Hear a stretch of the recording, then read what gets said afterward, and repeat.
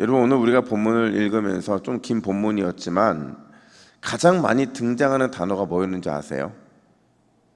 계속 반복됐던 단어 하나가 있어요.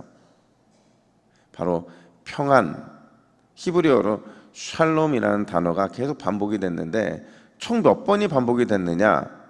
7번 반복이 돼요. 여러분, 7번 반복됐다는 것은 지금 오늘 본문의 분위기가 어떻다는 거예요?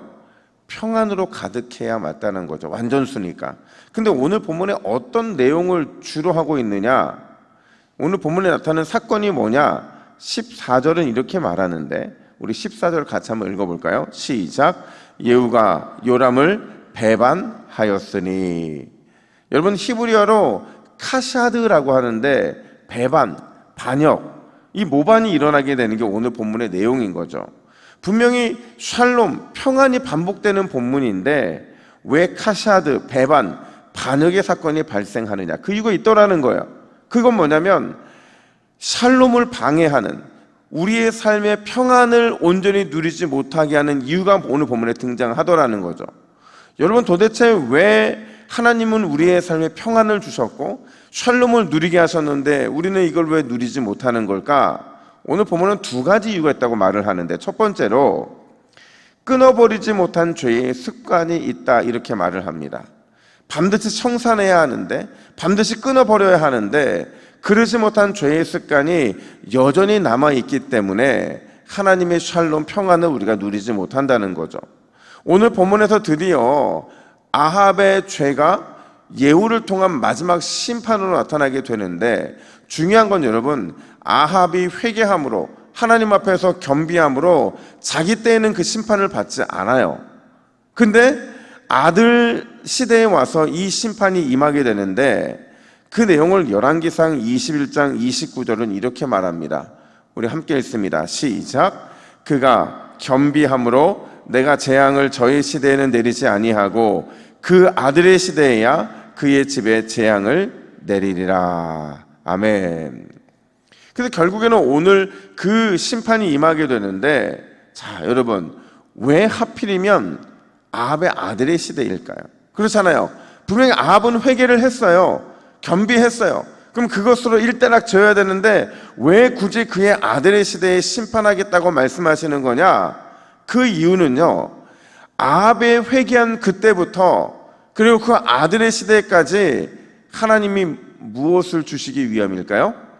기회를 주시기 위함이더라는 거예요. 하나님께서는요, 지금 그 시대 가운데 기회를 주고 계신 거죠. 얼마나 오랫동안이냐? 아합이 회개한 시점을 통해서 거의 10여 년이 지나는 동안에 아들 아하시야, 그리고 그의 또 아들 여호람, 이 두 아들의 시대를 보내게 하시면서 돌아갈 기회, 회개하며 겸비할 기회를 주고 계신 거죠.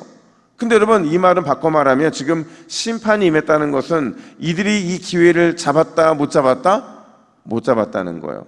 오므리 왕조가 그거를 붙잡지 못해서 결국에는 무너진 거죠. 정확하게 말하면 끊어버려야 할 죄의 습관들이 그들에게 있는데 그걸 버리지 못한 거죠. 우상 숭배와 수많은 악행들, 그거를 결국 끊어버리지 못함으로 심판이 이루어지게 되었다는 거예요. 근데 여러분, 독특한 게 뭐냐면 아합의 가문이 자꾸 언급될 때마다 어디랑 같이 자꾸 연결이 되냐? 분명히 이건 이제 북이스라엘의 내용이에요.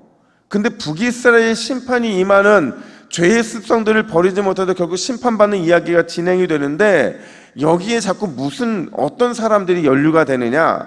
남유다가 언급이 되더라는 거예요. 잘 생각해 보세요. 아합 때부터 계속 남유다의 왕들이 함께 언급이 되는데 오늘 본문도 아하시야가 아합의 병들었다함을 듣고 찾아오는 장면이 등장해요. 이건 무슨 말이냐면 제가 몇 번 반복을 했어요. 여러분, 아합 가문과 남유다는요 정략 결혼을 했어요. 그래서 결국에는 그 아합의 영향력에서 떠날 수 없었는데 이 정략 결혼 때문에 나중에 결국 아하시야도 죽게 되거든요. 근데 죽음으로 끝난 게 아니라 아합의 딸이었던 이 아달랴의 영향에 의해서 계속 영향을 받게 되더라는 거예요. 결국 남유다도 하나님의 샬롬 평안을 누리지 못했던 이유가 있는데 그 이유가 바로 이 끊어버리지 못한, 끊어야 되는데 끊어버리지 못한 그것 때문에 그렇다는 거죠. 여러분, 우리 인생의 평안은 우리가 다른 데 찾는 것이 아니라 오직 하나님께로부터 온다는 사실을 믿으시기를 축복합니다. 오늘 여러분들이 안식을 누리기를 원한다면, 평안을 누리기 원한다면 누구의 평안을 구해야 돼요? 하나님의 평안을 구해야 되는 거예요. 그러면 반드시 하나님이 여러분과 저의 삶에 끊어버려야 할 것이 있다고 말씀하시는 거예요. 그걸 끊어버리면 하나님께서 반드시 오늘 우리의 삶에 평안을 누리게 하실 줄로 믿습니다. 뿐만 아니라 두 번째 이유가 있어요. 오늘 본문에 왜 평안이 평안이라는 단어가 반복됨에도 불구하고 온전한 평안을 누리지 못하느냐? 이웃과의 화평이 깨어졌기 때문에 그렇다고 말을 하는 거죠. 오늘 우리가 주목해야 되는 게 있어요. 여러분, 심판의 도구인 예후라는 사람과 심판의 대상인 여호람이 어디에서 만나게 될까요? 21절 보니까 이스라엘 사람 나봇의 토지에서 만남에, 이렇게 말을 해요. 여러분, 이 나봇은 어디까지 거슬러 올라가는 얘기예요? 그의 아버지 아합까지 거슬러 올라가게 되는 거죠. 심지어 25절에 보면요, 결국 하나님의 심판을 받은 이 여호람의 시신이 어디에 던져지게 됩니까? 나봇의 밭에 던져지게 되더라는 거예요. 그래서 결과가 뭐냐? 26절은 이렇게 말하는데, 우리 26절을 같이 함께 읽겠습니다. 시작. 내가 어제 나봇의 피와 그의 아들들의 피를 분명히 보았노라. 이 토지에서 내게 갚으라 하셨으니, 그런즉 여호와의 말씀대로 그의 시체를 가져다가 이 밭에 던져질 것이니라. 아멘. 여러분, 도대체 나봇의 밭이 뭘 의미하길래 그러느냐? 이 나봇의 밭은요, 그냥 단순히 아합의 죄를 상징하는 것이 아니라 아합이 나봇에게 행했던 그 악행에 대한 심판인 거죠. 아합과 이세벨이 자신의 이웃이었던 나봇에게 누명을 씌우고 그를 죽이고 그의 밭을 빼앗음으로 이웃과의 화평이 깨졌고, 그 깨진 화평에 대한 책임을 묻고 있는 게 바로 오늘 나봇의 밭, 그게 의미하는 바라는 거예요. 여러분, 우리는요, 위로는 하나님과의 관계를, 또 옆으로는 이웃과의 관계를 아름답게 해야 될 사명이 있음을 기억하시기를 축복합니다. 내 남편도 내 이웃이고요, 내 아내도 내 이웃이고요, 내 아이도, 내 부모도, 내 모든 형제들도 다 이웃인 거죠. 우리는 그들을 행복해 해줄 때 참된 평안을 누릴 수 있다는 게 오늘 본문의 내용인 것. 그래서 솔로몬이 잠언에서 뭐라고 말을 하느냐? 잠언 14장 21절 우리 함께 읽습니다. 시작. 이웃을 업신여기는 자는 죄를 범하는 자요. 아멘. 여러분, 이웃을 업신여기는 것은 뭐래요? 죄라고 이렇게 말을 하고 있는 거죠. 제가 어떤 분에게 이런 간증을 들은 적이 있어요. 이분이 참 화가 많으신 분인데, 그냥 얘기하다 보면 막 화가 막, 그러니까 부산에 와서 제가 이제 익숙해진 건 뭐냐면, 여러분들 대화하는 건데 저는 그게 가끔 화처럼 느껴질 때가 있기는 해요.